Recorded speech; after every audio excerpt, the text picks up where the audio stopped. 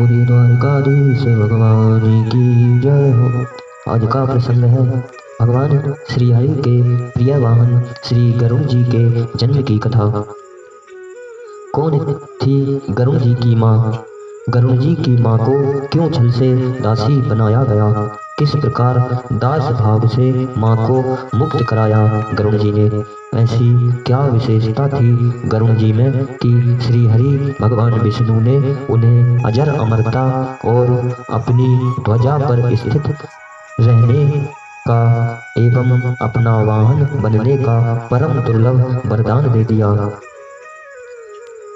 श्री भक्तमाल के अनुसार प्रजापति दक्ष की 13 कन्याएं महर्षि कश्यप से ब्याही गई थीं।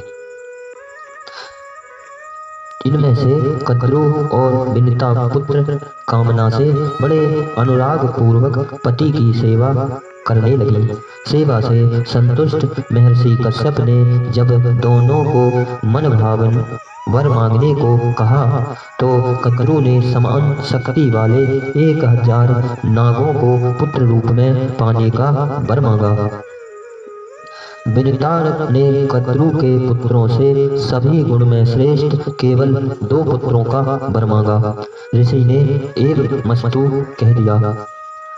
फलस्वरूप कालांतर में कद्रु ने 1000 और विनिता ने 2 अंडे दिए। 500 वर्ष तक अंडों के सेवन करने के अनंतर कद्रु के 1000 नागपुत्र तो अंडों से बाहर आ गए, परंतु विनिता के अंडे ज्यों के त्यों रहे। अधीर होकर विनिता ने एक अंडा स्वयं फोड़ डाला तो देखा कि पुत्र के शरीर का ऊपरी भाग पूर्ण रूप से विकसित एवं पुष्ट था, किंतु नीचे का आधा अंग सभी अधूरा रह गया था। माता की इस नादानी से क्रोधित होकर पुत्र ने शाप दे दिया कि हे माता, तूने जिस सोच की ईर्षावश आतुरता के कारण मुझे अधूरे शरीर वाला बना दिया, उसी की 500 वर्षों तक आप दासी बनी रहोगी और यह तुम्हारा दूसरा पुत्र तुम्हें दासी भाव से मुक्त कराएगा। परंतु धैर्य रखना, कहीं आतुरता में इस अंडे को भी नहीं फोड़ देना। तेजो में अरुण कांति के कारण विनिता के उस प्रथम पुत्र का नाम अरुण पड़ा और ब्रह्मा जी की आज्ञा से वे सूर्य के सारथी बने। तदंतर समय पूरा होने पर श्री गरुड़ जी का जन्म हुआ। उस समय वे प्रलय काल की अग्नि के समान प्रज्वलित एवं प्रकाशित हो रहे थे। श्री गरुड़ जी के तेज को न सह सकने के कारण देवताओं ने उनकी स्तुति की तो उन्हें अपना तेज समेट लिया। उन्होंने अपने तेज को समेट लिया। कद्रु के पुत्र नाग द्वारा बार बार दासवत व्यवहार किए जाने पर गरुड़ जी ने जब इसका हेतु पूछा तो विनिता ने कद्रु के कपट की कथा सुनाई। यह बात यह हुई कि एक बार दोनों में सूर्य के घोड़े की अथवा क्षीर समुद्र से निकले हुए उच्चैश्रवा नामक घोड़े की पूंछ के रंग के विषय में वाद विवाद हुआ। कद्रु काली बताती और विनिता सफेद बताती। अंतोगत्वा यह निश्चय हुआ कि जिसकी बात झूठी निकले वह दूसरे की दासी होकर रहे। कद्रु की आज्ञा अनुसार उसके पुत्र नाग घोड़े की पूंछ से जा निपटे, जिससे वह काली दिखने लगी।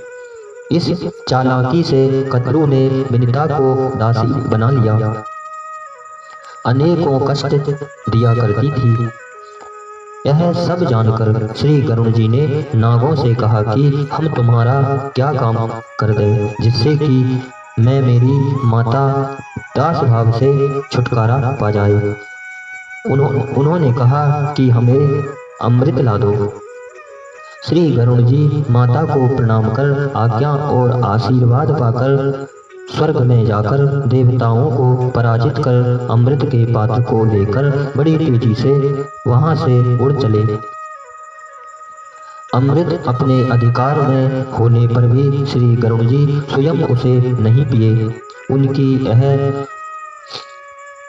निष्प्रता देखकर भगवान विष्णु ने उन्हें रोककर उन्हें बिना अमृत पिए ही अजर अमर होने का तथा अपनी ध्वजा पर स्थित रहने का एवं अपना वाहन बनने का परम दुर्लभ वरदान दे दिया। अमृत का अपहरण करके लिए जाते देखकर देवेंद्र ने रोष में भरकर गरुड़ जी के ऊपर वज्र का आघात किया, परंतु भगवान से वर पाकर अजर अमर हुए गरुड़ जी ने तो वज्र की मर्यादा रखने के लिए मुस्कुराकर अपना एक पंख मात्र गिरा दिया। वैनतेय के इस अद्भुत पराक्रम से प्रभावित होकर इंद्र ने वैर भाव का परित्याग कर दृढ़ मैत्री कर ली।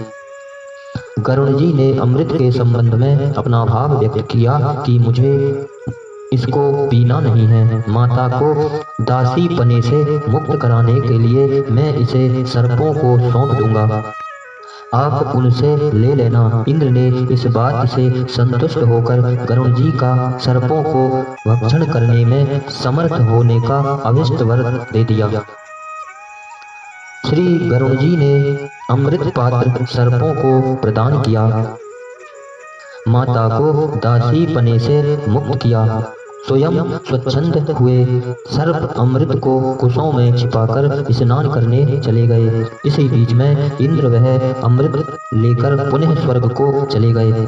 अमृत के अभाव में सर्पों ने लोभवश कुशों को ही चाटना शुरू किया, जिससे उनकी जीभ के दो भाग हो गए।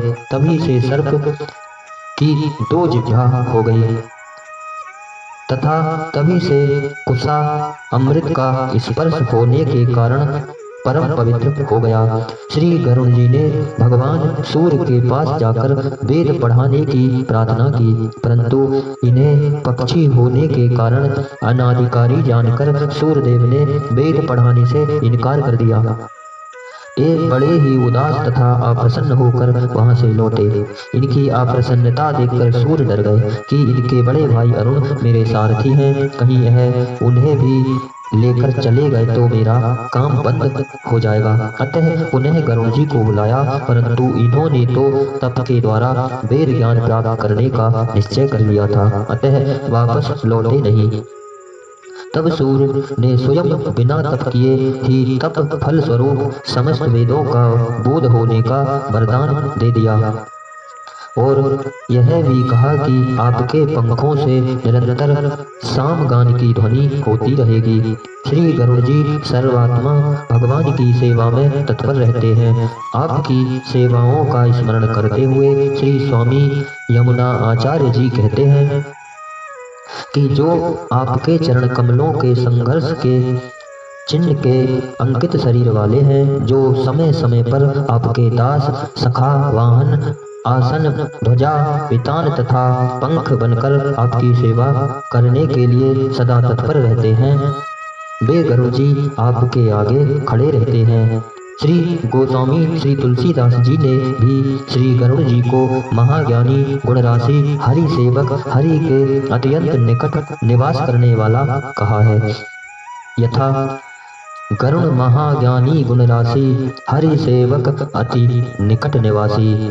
भगवान ने अपनी विभूतियों का वर्णन करते हुए श्रीमद् भागवत गीता में अपने आप को पक्षियों में वैनतेय बताया है। यथा वैनतेयश्च पक्षिणाम, इस प्रकार श्री गरुड़ जी का प्रसंग वर्णन किया। इन्हीं शब्दों के साथ बोलिए द्वारकाधीश भगवान की जय हो।